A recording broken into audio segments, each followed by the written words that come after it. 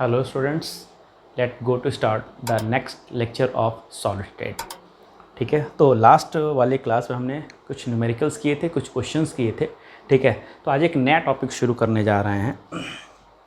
ठीक है, packing, close packing. ठीक है, क्लोज पैकिंग। क्लोज पैकिंग क्या होती है बेटा? पैकिंग तो हमने पहले भी एक्सप्लेन किया हुआ। पैकिंग का मतलब क्या होता है कि maximum available space is occupied. ठीक है, कितना मैक्सिमम स्पेस ऑक्युपाई कर सकता है जो अवेलेबल हो। ठीक है, तो किसी एटम को, किसी कंस्टिट्यूएंट्स को, किसी चीज़ को जब हम कहीं पैक कर रहे होते हैं तो देखा ये जाता है कि कितना स्पेस ऑक्युपाई कर पा रहा है, उसी को हम कहते हैं पैकिंग। ठीक है, क्लोज पैकिंग यानी दूर दूर नहीं रखना, हमने बहुत ही पास पास रखने हैं। ठीक है, तो हम क्लोजली पैक करें किसी चीज़ को, किसी कंस्टिट्यूएंट पार्टिकल को क्लोजली पैक कर रहे हैं। ठीक है, तो अब हम देखते हैं कि हम किस तरीके से पैकिंग कर पाते हैं। ठीक है, तो पैकिंग समझ में आ गई। Maximum space occupied by constituent particles which is available. ठीक है, तो मैक्सिमम ऑक्युपाइड स्पेस जो अवेलेबल हो वही कहलाएगा पैकिंग। ठीक है, क्लोज पैकिंग वही कहलाएगा। अब एक चीज़ और। ठीक है, तो एक तो हमने डेफिनेशन पढ़ लिया। ठीक है, क्या पढ़ लिया कि मैक्सिमम ऑक्युपाइड स्पेस, ठीक है, जो अवेलेबल हो, ये बात तो समझ आ गई। दूसरी बात क्या हो रहा है, ये करस्पॉन्ड किसके होता है? It corresponds to maximum density. बेटा अगर ज़्यादा ऑक्युपाई कर रहा है स्पेस तो डेंसिटी भी ज़्यादा लेगा ना, कम वॉल्यूम मास ज़्यादा तो डेंसिटी तो ज़्यादा हो ही गया। ठीक है, और अगर डेंसिटी ज़्यादा हो गया तो ये मैक्सिमम स्टेबिलिटी को भी लेगा। ठीक है, तो इतनी बातें हमको, तीन बातें यहाँ ध्यान रखनी है। Maximum occupy space, maximum density, maximum stability. जितना ज़्यादा पैकिंग अच्छा होगा उतनी ही ज़्यादा ये तीनों बातें होने वाली हैं। ठीक है, जितना ही ज़्यादा क्लोज पैक होगा, जितना बढ़िया क्लोज पैकिंग होगी उतना ही ज़्यादा ये तीनों चीज़ें होंगी। ठीक है, बात समझ आ गया। बहुत अच्छी पैकिंग है तो बहुत ज़्यादा स्पेस ऑक्युपाई करेगा। ठीक है, बहुत ज़्यादा डेंसिटी रखेगा, बहुत स्टेबल होगा। ठीक है, तो आप ये देखिए ना कि किसी, जैसे जो ग्लास के आइटम्स होते हैं ऐसे कुछ होते हैं। ठीक है, उनको पैक करते हैं तो जो जगह खाली रह जाती है उसमें पेपर डाल देते हैं, पेपर ठूस देते हैं, बढ़िया से भर देते हैं पेपर को, इसीलिए फिल कर देते हैं कि ज़्यादा ज़्यादा स्पेस ऑक्युपाई करेगा तो क्लोज पैकिंग बहुत अच्छी होगी, तो उसकी स्टेबिलिटी बढ़ जाएगी। स्टेबिलिटी बढ़ जाएगी तो ड्यूरेबिलिटी बढ़ जाएगी, उसको हम कहीं भी ट्रांसपोर्ट कर सकते हैं, ले आना ले जाना सब कुछ बहुत ईजी हो जाएगा। ठीक है, अब हम चेक करते हैं कि क्लोज पैकिंग किस में। तो सबसे पहले हम बात कर रहे हैं, मेरा पहला जो है वो, ठीक है, वो क्लोज पैकिंग है। Close packing in 1D। ठीक है, तो 1 डायमेंशन में क्लोज पैकिंग देख रहे हैं हम। ठीक है, 1 डायमेंशन में क्लोज पैकिंग। तो बेटा हम ये चीज़ पढ़ते जाएंगे और देखते जाएंगे इससे कितने क्वेश्चन बन पा रहे हैं। ठीक है, वो सारे ही डिस्कस कर लेंगे, वो खत्म हो जाएगा, उससे ज़्यादा कहीं नहीं पूछा जाएगा। और ये टॉपिक तो मैं ऐसा बता दे रहा हूँ कि इससे बार मेरे ख्याल से कंपटीशन में भी नहीं आना चाहिए। ठीक है, इतना सफिशिएंट है जो मैं यहाँ बता दे रहा हूँ, वो सफिशिएंट है, उससे ज़्यादा आपको पढ़ने की ज़रूरत नहीं पड़ेगी इससे रिलेटेड। ठीक है, और वैसे भी जान लीजिए कि जो फिजिकल केमिस्ट्री होती है, ठीक है, फिजिकल केमिस्ट्री में बोर्ड में और कंपटीशन में बहुत ज़्यादा का डिफरेंस नहीं होता है। हाँ, ऑर्गेनिक में वास्ट डिफरेंस होता है। ठीक है, तो फिजिकल में बहुत ज़्यादा का डिफरेंस नहीं है। आप ये सब तैयार कर रहे हैं तो ये मान ही चलिए कि आपका 70% तो तैयार हो ही रहा है, 70 to 80% आप तैयार करते चल रहे हैं। बस 20 to जो 30% है वही आपको और एक्स्ट्रा पढ़ना पड़ता है, बाकी चीज़ आपकी तैयार हो जाएंगी। ठीक है, तो 1D। अब ये बताओ जरा कि 1 डायमेंशन में, 1 डायमेंशन का मतलब क्या हो गया? एक लीनियर पतला सा लाइन। 1 डायमेंशन सोच पा रहे हो? 1 डायमेंशन, अरे LBH 3 डायमेंशन हो तो उसमें से कोई एक ले लो। ठीक है, अब ये बताओ जरा, ये लंबा है कि ऊंचा है? तो बेटा 1D में अगर ये लेंथ कह रहा है बड़ा ऊंचा है, हमने लिटा दिया इसको, अब तो ये लंबा हो गया। तो बेटा केवल एक डायमेंशन हमने लेनी होती है, लेंथ बस ले लो। ठीक है, तो कैसे अरेंज कर सकते हैं? तो हमारे पास एक ही तरीका है कि अरेंज करने का। कैसा बेटा? बस एक तरीका है, ऐसे उठा के लाइन से रख दें। अब सबके सेंटर को यहाँ देखो, सेंटर को सबके मिलाओ। तो बेटा पहला क्वेश्चन क्या बन रहा है कि अरेंजमेंट कैसी होगी? तो बेटा अरेंजमेंट कैसी हो गई? तो लीनियर, और कोई ऑप्शन नहीं, लीनियर अरेंज कर सकते हैं तभी 1D बनेगा। अगर हमने इसके इधर उधर हटा दिया तो 2D हो जाएगा। ठीक, अच्छा दूसरा क्वेश्चन यहाँ से क्या बनेगा? यहाँ से बनेगा दूसरा क्वेश्चन कि कोऑर्डिनेशन नंबर क्या है। ठीक है, तो किसी एक को सेंट्रल वाला बना लो। इसको मैंने मान लिया कि ये सेंट्रल एटम है। ठीक है, इसको मैंने मान लिया कि ये सेंट्रल एटम है। ठीक है, ये सेंट्रल एटम है, इसको मैंने सेंट्रल एटम मान लिया। ठीक है, तो ज़रा अब बताओ इससे अटैच कितने एटम हैं? कितने हैं इससे अटैच, तो इससे अटैच कितने हैं 1 2। तो हमने पहले भी कहा था कोऑर्डिनेशन नंबर क्या होता है, नियरेस्ट नेबर। तो बेटा ये सबसे 2 नज़दीकी पड़ोसी हैं, तो कोऑर्डिनेशन नंबर कितना हो गया 2। देख लीजिए, सोचिए समझिए ज़रा, समझ में आ रहा है? ठीक है, तो कोऑर्डिनेशन नंबर कितना निकल के आ गया, कोऑर्डिनेशन नंबर 2 हो गया। ठीक है, अब जरा नेक्स्ट पॉइंट पे आ रहे हैं, ये ध्यान दे लीजिएगा इतना। ठीक है, 1D का क्लोज पैकिंग खत्म। बेटा आएगा तो सिर्फ 2 क्वेश्चन आएगा, वैसे जान लीजिए कि 3D से सबसे ज़्यादा क्वेश्चन आते हैं, 1D से क्वेश्चन नहीं आते। ठीक है, बाई चांस कोई पूछ ही ले तो आपके पास क्लियर है। अरेंजमेंट हमारे पास एक तरीका है सिर्फ लीनियर, और कोऑर्डिनेशन नंबर कितना हो गया इसका 2। ठीक है, अब हम सेकेंड पॉइंट की तरफ बढ़ रहे हैं।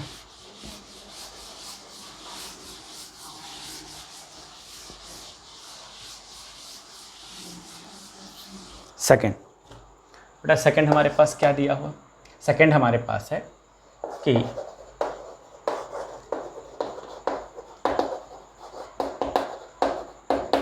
अब क्लोज पैकिंग हम किस में पढ़ने वाले हैं बेटा 2D, close packing in 2D, 2 dimension में क्लोज पैकिंग पढ़ रहे हैं।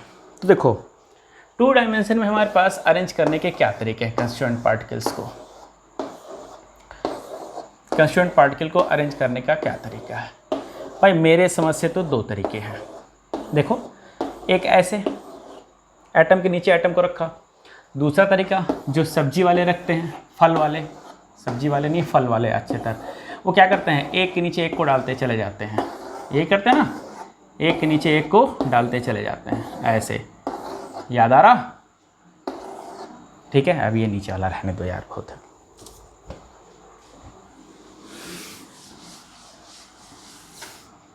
ठीक है, इतना बहुत है हमारे पास। ठीक है, ये ठीक है, तो 2 तरीके हमारे पास हैं। एक तरीका ये है कि एटम के नीचे एटम, एक तरीके से यानी जो रो ये है वही रो ये भी है, वही रो ये भी है, 2D है, L और B 2 चीज़ें हैं, यानी ये भी A टाइप अगर मान लेते हैं तो ये भी A टाइप है, ये भी A टाइप है। लेकिन यहाँ जरा मानो तो ये क्या है, ये A टाइप है, क्या ये जस्ट इसी के नीचे है, नहीं, ये तो ग्रुप्स में रखा है, ये दूसरा टाइप है, ये B टाइप हो गया, ये जस्ट पहले वाले को मैच कर रहा है। ठीक है, तो ये फिर A टाइप हो गया। ठीक है, तो अगर मैं अरेंजमेंट की बात करूँ, अगर मैं अरेंजमेंट की बात करूं तो कौन सी अरेंजमेंट है, this is A type of arrangement. पहला क्वेश्चन तो यहाँ ये बन गया। ठीक है, बात समझ में आ गया। और यहाँ इसकी मैं बात करूं तो ये कौन सा अरेंजमेंट है, ये अरेंजमेंट कौन सा है, this is A B dot dot dot type of arrangement, ये हो गया ना। ठीक है, बात समझ में आ गई। अब हमको 2 चीज़ें पता करनी है, एक तो हमको पता करना है यहाँ पे कोऑर्डिनेशन नंबर। ठीक है, यहाँ पे हमको क्या पता करना है, कोऑर्डिनेशन नंबर पता करना है। और दूसरी चीज़ हमको पता करनी है कि इसका नाम क्या देते हैं हम। देखो नाम हमने नहीं लिखा है, 2 टाइप तो हमने कर दिए, पर मैंने नाम अभी तक मेंशन नहीं किया हुआ है, इसलिए कि हम ये भी तो सीखें। अब हम क्या कर रहे हैं, किसी एक को सेंट्रल एटम बना दे रहे हैं। मान लो ये हमारा हो गया सेंट्रल एटम। ठीक है, ये सेंट्रल एटम हो गया। अब अगर ये सेंट्रल एटम हो गया तो इससे कितने अटैच हो रहे हैं, देख के बताओ जरा कितने अटैच हो रहे हैं। तो एक इधर अटैच है, ये ना अटैच है, इसके सेंटर्स को जरा पॉइंट आउट कर लेते हैं, इसको मिलाओ जरा, तो सेंटर को क्या बन के तैयार हो गया, स्क्वायर। क्या बन के तैयार हुआ, स्क्वायर। और कोऑर्डिनेशन नंबर कितना आ गया 4। तो इसे क्या बोलते हैं, इसे बोलते हैं स्क्वायर क्लोज पैकिंग। किसका बेटा, इन 2D। तो पहला पार्ट तो ये हमारा हो गया स्क्वायर क्लोज पैकिंग। ठीक है, दूसरा कौन सा हो रहा है, दूसरे में भी हमने एक सेंट्रल एटम को ले लिया, सेंट्रल एटम ले लिया ना, दूसरे में भी ये सेंट्रल एटम,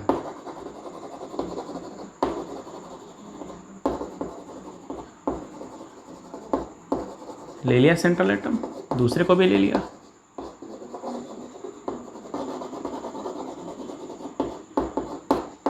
ठीक है, अब देखो इससे कितने अटैच हो रहे हैं, तो देखो कितने अटैच हैं, 1 2 सबके सेंटर को पॉइंट आउट करना है, 3 4 5 6, जरा एज लेंथ खींच ले तो मिला के क्या बन गया बेटा, ये तो हेक्सागन बन गया। इसका मतलब अब दूसरा वाला कौन सा हो जाएगा, hexagonal close packing in 2D। ये square close packing 2D hexagonal. अब ये 2D इसलिए लगा रहे हैं, HCP देखो यहाँ भी आ गया, हेक्सागोनल क्लोज पैकिंग यहाँ भी आ गया HCP, और 3D में भी आएगा। ठीक है, तो दोनों में डिफरेंस क्लियर है, इसलिए हमने 2D को मेंशन कर दिया। ठीक है, अब यहाँ कोऑर्डिनेशन पे कितना हो गया बेटा, 6, कोऑर्डिनेशन नंबर कितना हो गया, 6। अब तीसरी चीज़ हमने देखनी है एफिशिएंसी, तो एफिशिएंसी निकालिए या पैकिंग फ्रैक्शन जो भी हो। अब जाहिर सी बात है इसकी एफिशिएंसी थोड़ी ज़्यादा होगी, इसकी एफिशिएंसी थोड़ी कम होगी, तो इसकी एफिशिएंसी होती है 78.52%। कितना हो गया, 78.52%। ठीक है, और इसकी एफिशिएंसी कितनी हो गई, तो ये होता है 90.6%। ठीक है, ये यहाँ से 3 क्वेश्चन इस पे बनने वाले, 3 इधर 3 उस पे बनने वाले हैं। ठीक है, तो ये 2D का हम लोगों ने समझ लिया कि 2D में पैकिंग कैसे हो रही है। ठीक है, बात समझ में आ गया, 2D में कैसे हो रहा है ये चीज़ हमको क्लियर कर लेनी है। ठीक है, अब यहीं लगे हाथ एक पॉइंट और क्लियर कर रहा है बेटा, जो अभी 3D में यूज़ होगा। देखो जरा क्या है वो चीज़, क्या है ये समझिए जरा।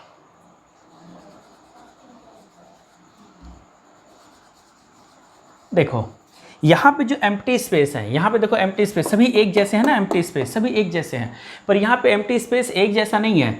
यहाँ देखो ये ब्लॉक है, ये ऊपर की तरफ ऐसे एक है। ठीक है, और ये देखो ये चोच नीचे की तरफ है ना इसकी, इधर इधर कोई चोच नहीं है, चोच किधर है, नीचे।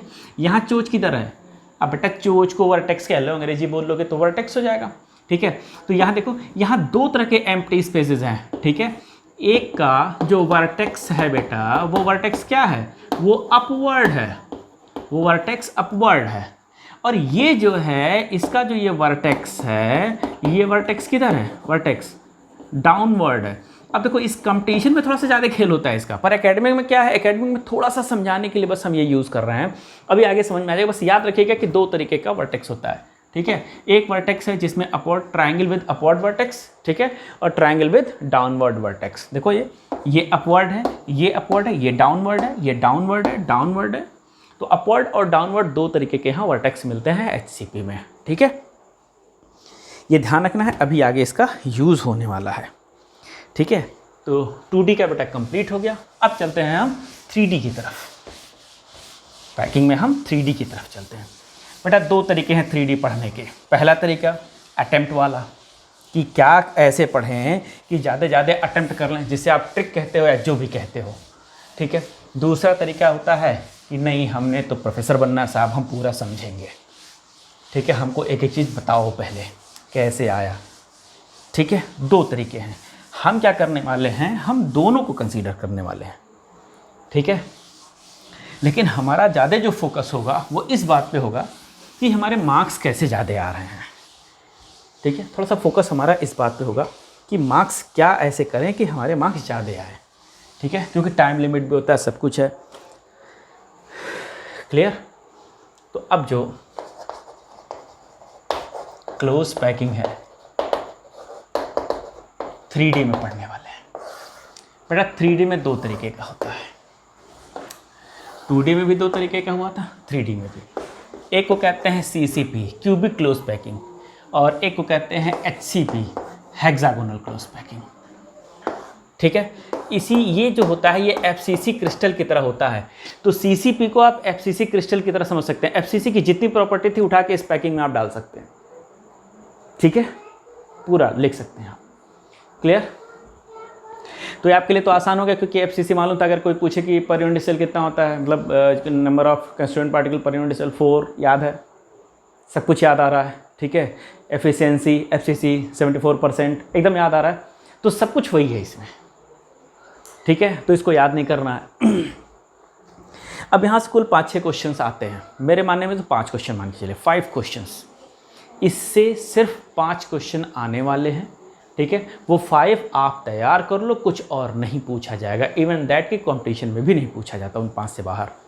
ठीक है, तो चलो वो पांचों चीज़ें क्या हैं ये देख लेते हैं। सबसे पहले, अब थोड़ा सा भी इसको अब बिल्कुल ना समझें तो वो भी अच्छा नहीं लगेगा, थोड़ा सा बस जान लेते हैं, ज़्यादा नहीं जानेंगे। देखो ज़्यादा जान के हमको कुछ नहीं करना है, ठीक है, ज़्यादा नहीं जानेंगे, थोड़ा थोड़ा बस जानेंगे। ये बेटा ये ए टाइप का हो गया, ये बी टाइप हो गया, ये सी टाइप हो गया।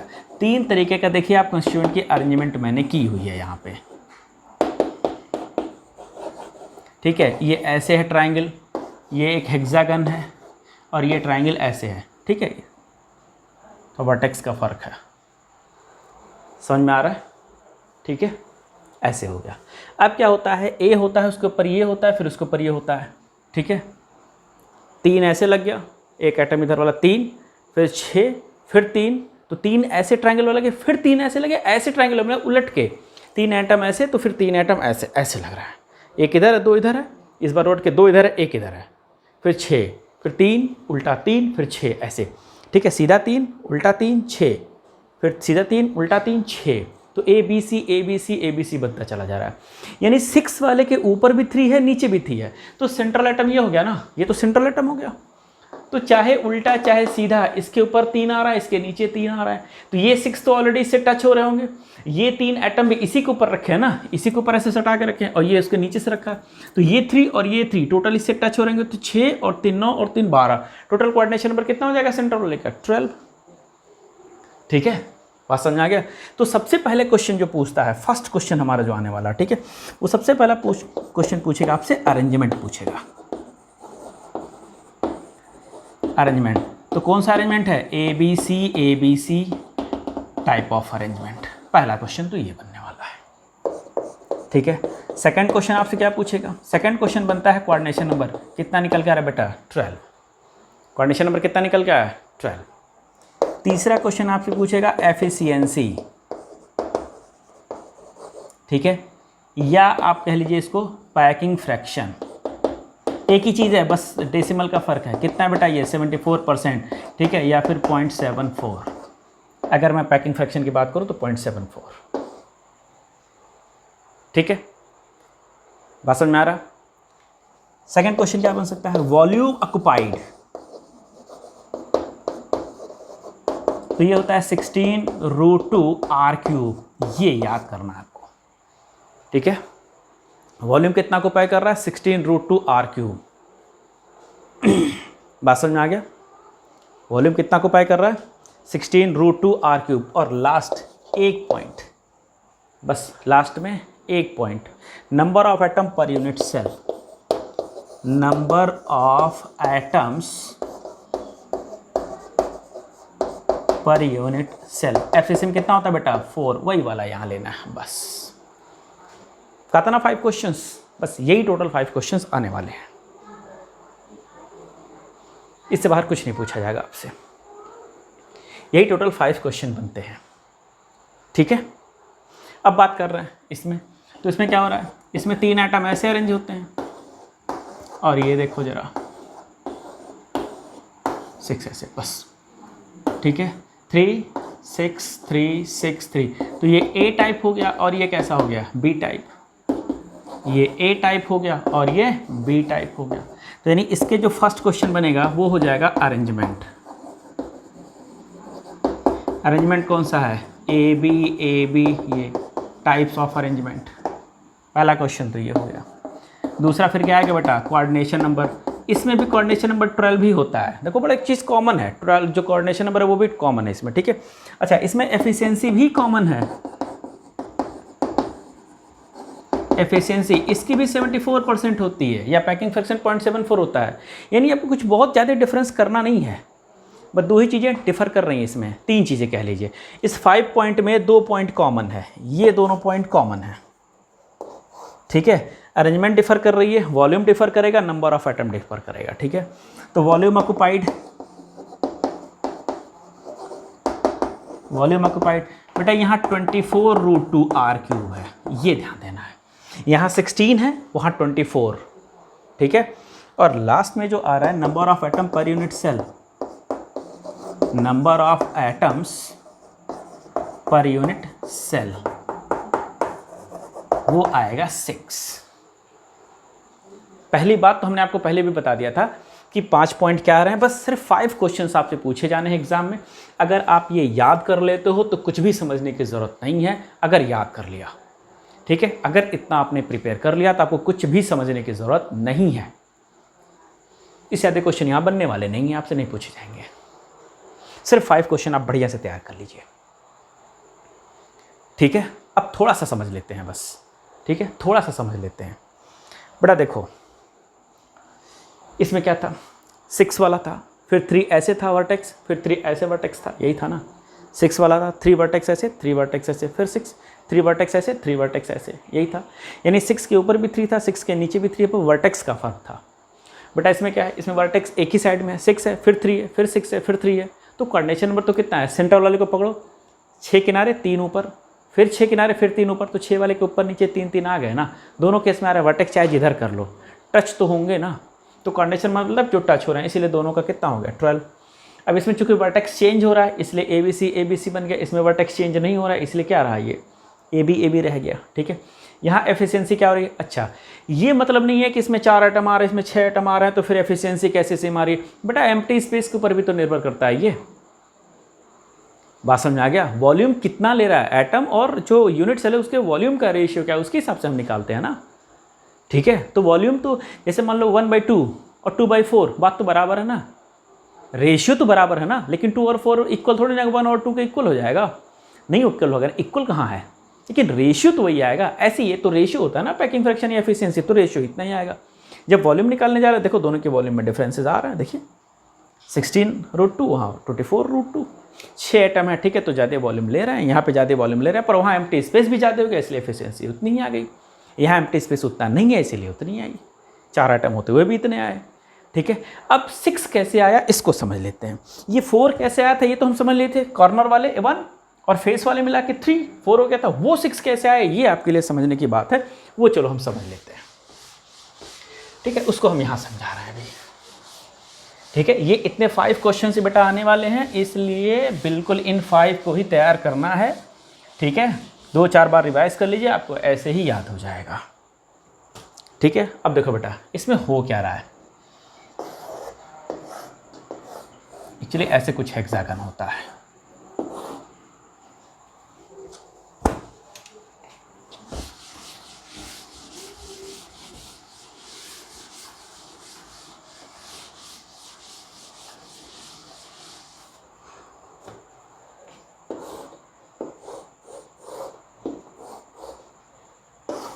ऐसे है, मान लो एक बीच में होता है, एक फेस पे होता है, ऐसे अरेंज है। इसके बीच में 3 वाला वही स्लॉट था, अभी बताएं 6 3 6 3 ऐसे जाएगा। अब देखो अगर हमने इसको ऐसे मिला दिया हुआ है, ठीक है, तो मैंने बताया था कि कॉर्नर वाले का कंट्रीब्यूशन कितना आ रहा है, तो कॉर्नर वाले का कंट्रीब्यूशन 1/6 था ना। टोटल कितने कॉर्नर हो गए, 1 2 3 4 5 6 और 6 नीचे, टोटल कितने हो गए 12।